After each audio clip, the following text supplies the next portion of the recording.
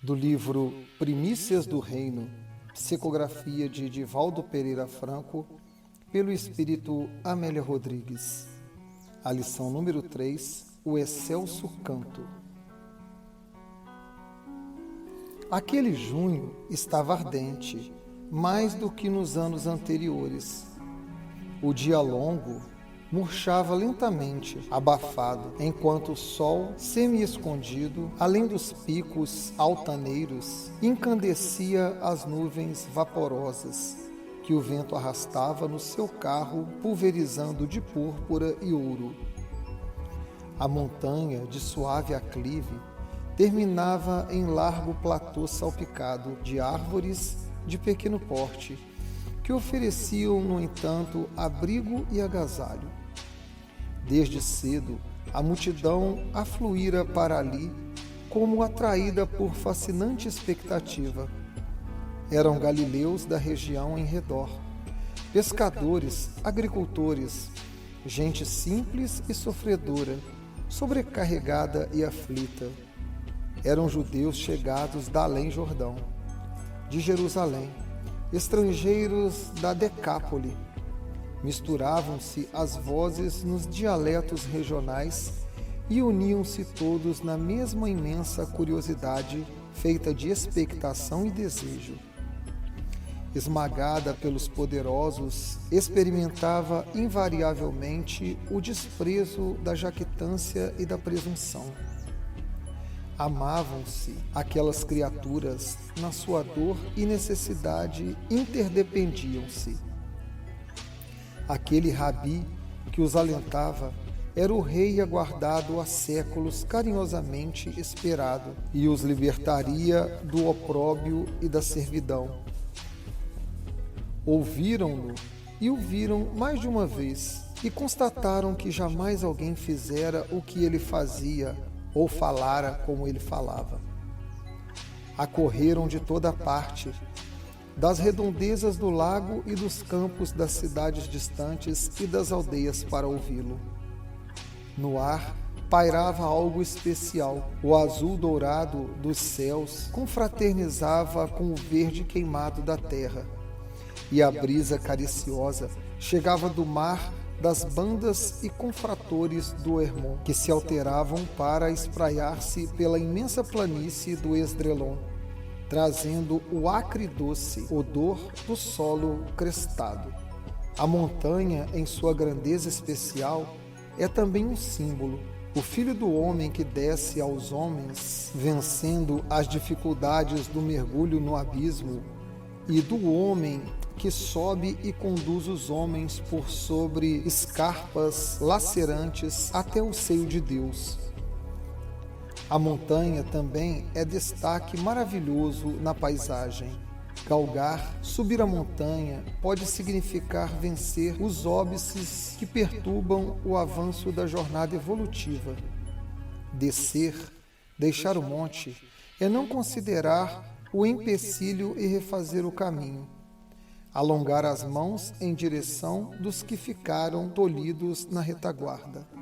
É muito áspera a descida aos homens para erguê-los a Deus. Perde-se entre as querelas humanas para encontrar os espíritos em perturbação na noite das necessidades aparentes e resplandecer em madrugada sublime, guiando-os por sobre os escombros da véspera, a fim de subirem até o planalto onde brilha permanentemente o sol do claro e demorado dia.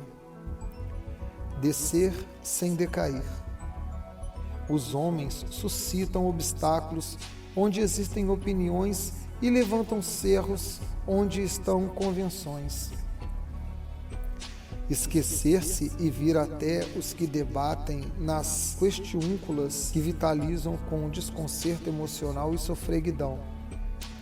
Dar-se, integrar-se de tal modo que seja comum a todos, mas a nenhum é igual. Esse díptico, subir, descer. Subir sem abandonar a baixada e descer sem esquecer os cimos.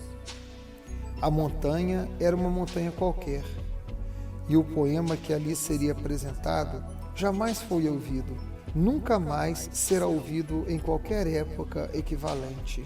O evangelista Mateus assevera: e Jesus, vendo a multidão, subiu a um monte, enquanto Lucas informa, e descendo com eles, parou num lugar plano. Subir ou descer, não importa. A verdade, porém, é que no plano do aclive ele se deteve e, de pé, vestiu-se de poente. A auréola refulgente incendiou-lhe os cabelos que a leve brisa desnatrava esfogueados. As vestes abrasadas e a ansiedade do mundo em volta.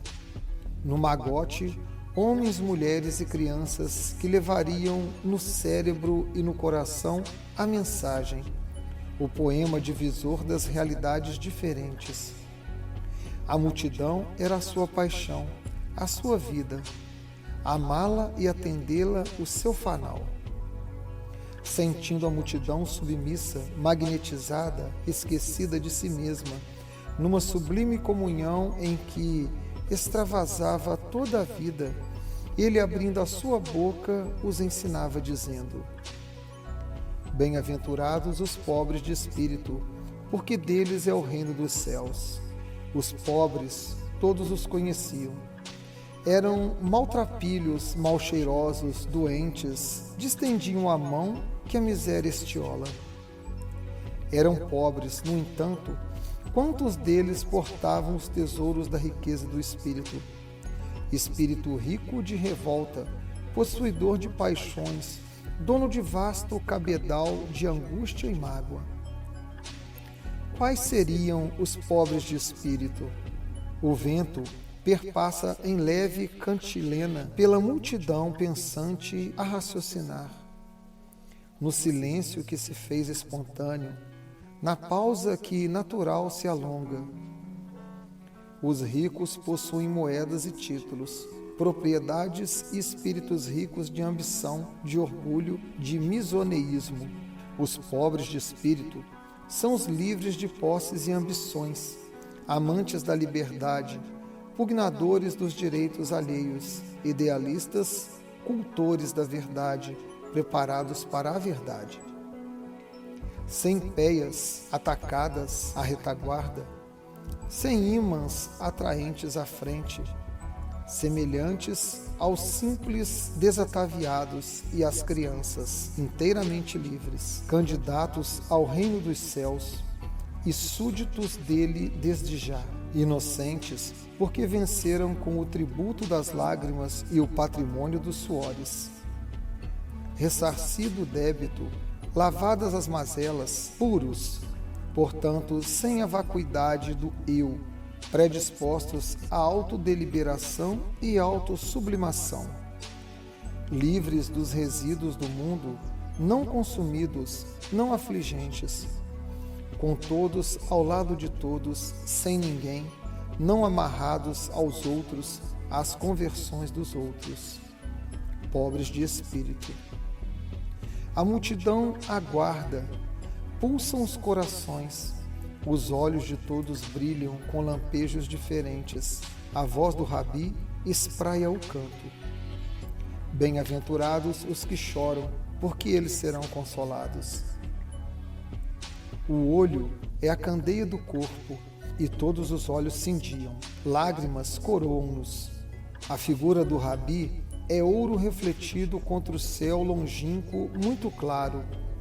Todos ali têm lágrimas acumuladas, e muitos a vertem sem cessar nas rudes provações, oculta ou publicamente. Longa é a estrada do sofrimento, rudes e cruéis os dias em que se vive, espíritos ferreatados pelo desconforto e desassossego, corações despedaçados, enfermidades e expiações. Todos choram e experimentam a paz refazente que advém do pranto. Creem muitos que o pranto é vergonha, esquecidos do pranto da vergonha. Dizem outros que lágrima é pequenez que retrata fraqueza e indignidade. A chuva descarrega as nuvens e enriquece a terra. lava o lodo e vitaliza o pomar. A lágrima é presença divina. Quando alguém chora, a lei está justiçando, abrindo rotas de paz nas províncias do espírito para o futuro. O pranto, porém, não pode desatrelar os corcéis da rebeldia para as arrancadas da loucura, nem conduzir em caudal as libanceiras do equilíbrio, qual riacho em tumulto, semeando a destruição, esgalvando as searas. Chorar é buscar Deus nas adustas regiões da soledade, a sós e junto a Ele, ignorado por todos e por Ele lembrado, sofrido em toda parte, escutado pelos seus ouvidos. O pranto fala o que a boca não se atreve a sussurrar. Alguém chorando está solicitando, aguardando. Na impossibilidade de expressar por palavras, desnudar a alma, esvaziar-se de toda inquietação, serão consolados. Favônios espalham o pólen de muitas flores no vale embaixo e os flancos da rocha canalizam o ar cantante. A multidão estua e espera. O mestre, como se alongasse penetrando em todas as mentes, exclama vigoroso: Bem-aventurados os mansos, porque eles herdarão a terra. A terra sempre pertenceu aos poderosos, que aliciam a impiedade, a astúcia, e podem esmagar tripudiando sobre os tímidos e brandos. Os discípulos se entreolham, mas a brandura é a auréola da paz, a irmã do equilíbrio. Os herdeiros da terra recebem-na ensanguentada, um oceano juncado de cadáveres, legatários também todos eles, do ódio e da repulsa dos dominados. Os brandos são os possuidores da terra que ninguém arrebata, do lar que ninguém corrompe, do país onde abundam bens e as messes são fecundas. Herdarão a terra.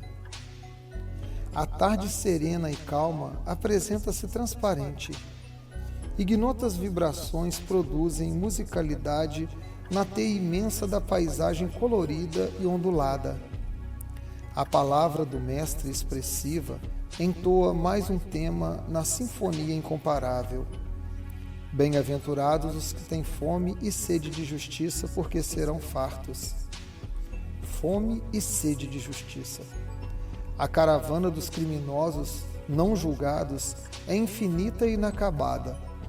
Os carros dos guerreiros e vândalos passam velozes sobre as cidades vencidas, órfãos e viúvas ao abandono. A injustiça veste os corações, e a indiferença dos legisladores, como dos governantes, é quase convivência. O mundo arde em sede de justiça. O homem tomba esfaimado às portas da justiça. Todavia, os desvairados retornam aos antigos passos e reencarnam imolados à loucura e estigmatizados pela crueldade. Felizes os que experimentaram suas atrocidades. Há uma esperança que é vida para sedentos e esfaimados. Feridas à vista, feridas do coração, feridas ignoradas que clamam lenitivo a justiça do amor.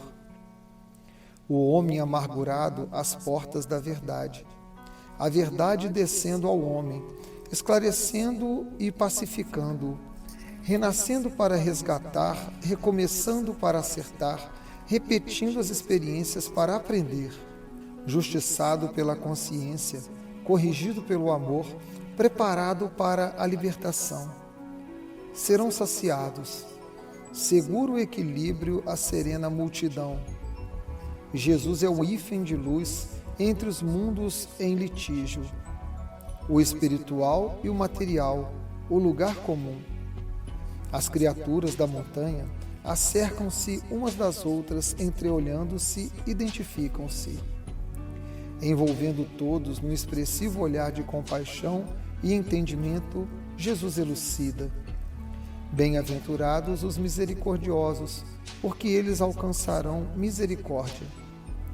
A misericórdia que se doa é luz que se atira no próprio caminho, amor que se dilata pela trilha onde todos seguem.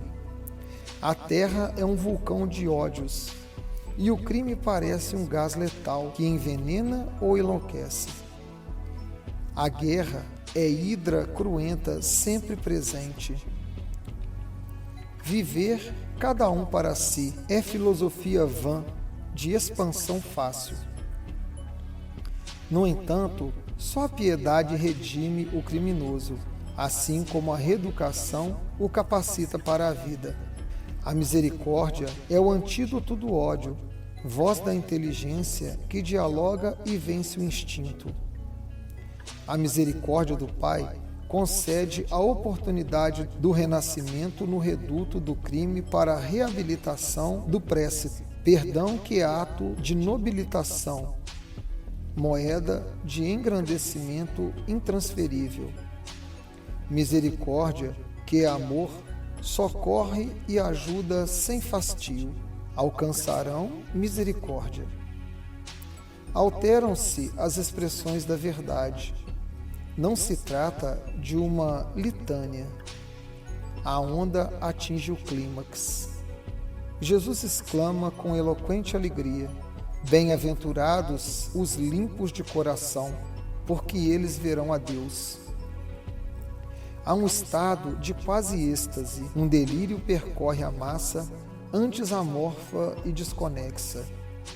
Já não se podem reter as lágrimas, limpar o coração nascente dos sentimentos para vir a Deus. Sob o fardo das iniquidades, despedaça-se a esperança. Chafurdadas por imundícies, as origens lustrais do amor convertem-se em sorvedouro pestilencial.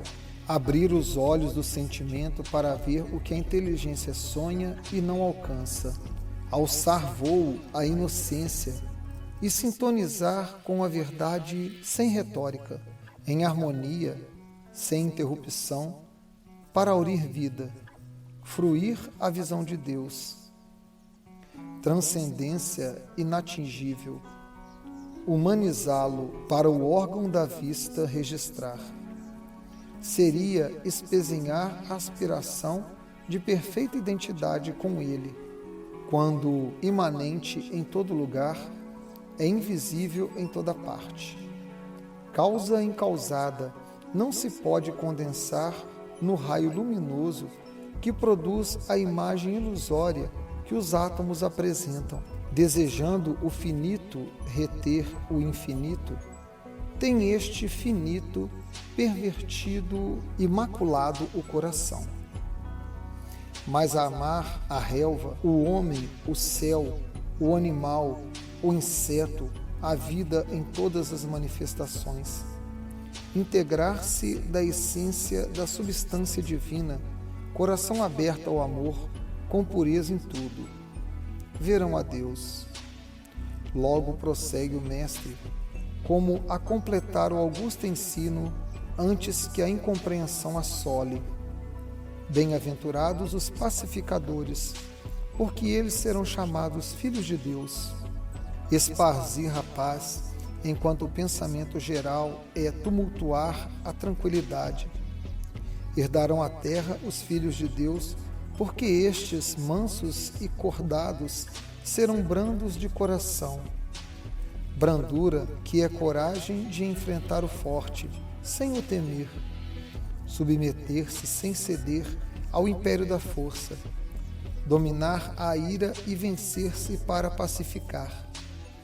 Quantas vezes o mestre empregara a energia sem limite ante a hipocrisia e a maldade, conservando austeridade sem violência e firmeza de ação sem mesclas de ódio, vigor, não dureza, força moral, não desequilíbrio emocional, expor sem impor, clarear as mentes sem as subornar ou submeter, conduzir sem escravizar. Todos os homens têm necessidade da brandura, amam e precisam de amor, identificam e não dispensam a bondade, conhecem e são ávidos de pacificação. Os poderosos passam e as sombras dos tempos envolvem-nos. Ficarão com eles e conosco a paz que lhes outorgamos, a cordura com que os recebemos, a benevolência com que os tratamos, embora nos espeziem e firam. Herdarão a terra, filhos de Deus. E num átimo diminuto, eternidade além do tempo, infinito além do espaço, conclui afetuoso Jesus. Bem-aventurados os que sofrem perseguição por causa da justiça, porque deles é o reino dos céus. A aventura é doação gratuita, assim como a paz não se revela a dor no vão. O sofrimento consequente à perseguição é dádiva que reclama o espírito de paz e prodigaliza a ventura. O perseguidor é infeliz, infelicitador, enfermo, faz-se calceta, desvairado, alicia os sequazes do próprio primitivismo em que se enfurna e com que investe. Em todas as épocas, a honra sofre lebelos e experimenta vilupédios. Os heróis da verdade silenciam no potro a vibração do corpo que padece enquanto o apupo ruge em ensurdecedora zombaria. A justiça tem seus mártires que fecundam a terra sáfara para a primícia da verdade. Deles é o reino dos céus, que inocentes sofreram por fidelidade à justiça divina. A túnica de luz solar é a coroa nos cabeços elevados dos montes além, exuberantes no entardecer. Lá embaixo, na capina ampla, a claridade baila nas sombras do arvoredo, e no ocaso resplende o festival glorioso do crepúsculo em delineamento. A respiração entrecortada em todos os peitos por surdas exclamações, e a pulsação arrítmica enregela os corpos em tensão. Ele parece afagar a multidão, e no gesto que imprime, com os braços abertos e as mãos como asas de luz prestes a desferir em voo, clama: Bem-aventurados sois vós, quando vos injuriarem e perseguirem, e mentindo disserem todo o mal contra vós por minha causa. Exultai e alegrai-vos, porque grande é o vosso galardão nos céus. Porque assim perseguiram os profetas que foram antes de vós. O sacrifício como coroamento da fé, em testemunho à convicção, dar direito aos outros de errarem, não se permitir, porém, errar, sem puro, sem aparatos de extrema pureza. Mentindo, os agressores perseguem. Tranquilo, o agredido permanece inatingível. A lama da mentira não enodoa o alviniente da pureza. Mãos limpas de crimes, coração puro, espírito reto. Os vanguardeiros da verdade encontraram-se tão empenhados na extensão do lídimo ideal que não tem tempo para a desídia, nem a chicana. Não se lembra de defender a honra. Não recordam de justificar os atos que as conveniências humanas mordazes apupam. Então, a serviço da causa do Cristo, estendendo as dimensões imensuráveis do amor, sua abnegação e conduta falam mais expressivamente do que suas palavras. Sua honra é o vero labor.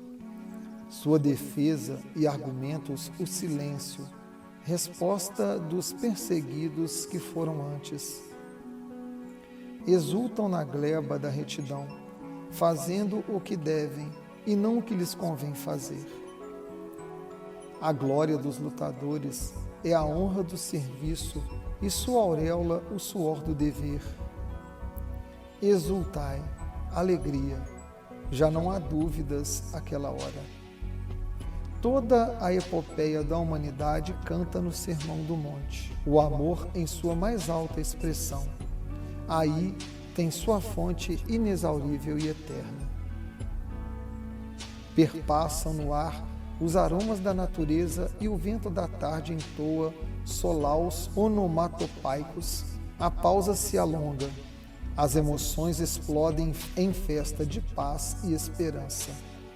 E ele prossegue, novas hipérboles e hipálages expressam os exórdios candentes da verdade como 1000 vozes em harmonia numa só voz nunca ouvida. Sois o sal da terra, sois a luz do mundo. Não cuideis que vim destruir a lei, ide conciliar-vos com o vosso irmão. Não cometais adultério, nem escandalizeis. Não jureis, não resistais ao mal, amai ao vosso próximo, aos vossos inimigos. Sede perfeitos. Orai assim, Pai nosso que estais nos céus. Não ajunteis tesouros na terra, o céu resplandece no ouro do poente. Miríades de sons se elevam na sinfonia ao entardecer. Aconchegados, tocam-se alguns na multidão, como a se ampararem uns na fraqueza dos outros, em união e identidade. O poema prossegue vibrante. Não há tempo a perder. Ninguém pode servir a 2 senhores. Olhai os lírios dos campos e as aves do céu. Buscai primeiro o reino de Deus e sua justiça. Não julgueis. Pedi e dar-se-vos-á. Buscai e encontrareis. Batei e abrir-se-vos-á. Entrai pela porta estreita. Acautelai-vos contra os falsos profetas. Reclama-se o infinito de astros. Treme-luz o poente. Um grande silêncio se abate sobre a montanha. A multidão abalada se movimenta em dispersão. Os corações estão em festa e em dor. As mentes ardem em febre estranha. O futuro os aguarda, não muito longe. O amanhã convidará todos aqueles ouvintes ao testemunho em postes e presídios, entre feras, nos campos de batalha do mundo, nos sórdidos pavimentos da aflição, como herdeiros legítimos do reino de Deus. Diante dos olhos do Rabi se desenham as cenas das lutas sangrentas pelos séculos afora, para a implantação daqueles ensinos no mundo. Jesus desceu o monte, seguiu adiante enquanto alguns murmuravam sobre sua autoridade, e quase noite, os astros cintilam expressivamente como testemunhas silenciosas sempre presentes. A carta magna foi apresentada, as boas novas foram cantadas aos ouvidos dos séculos. O Sermão da Montanha são o alfa e o ômega da doutrina de Jesus. Nenhum cristão poderá, por ignorância, cultivar o mal. Jamais se repetirá. O fasto ficará assinalado para todo sempre. A história concluirá o canto dos confins da eternidade no reencontro futuro do homem redimido com o Filho do Homem Redentor.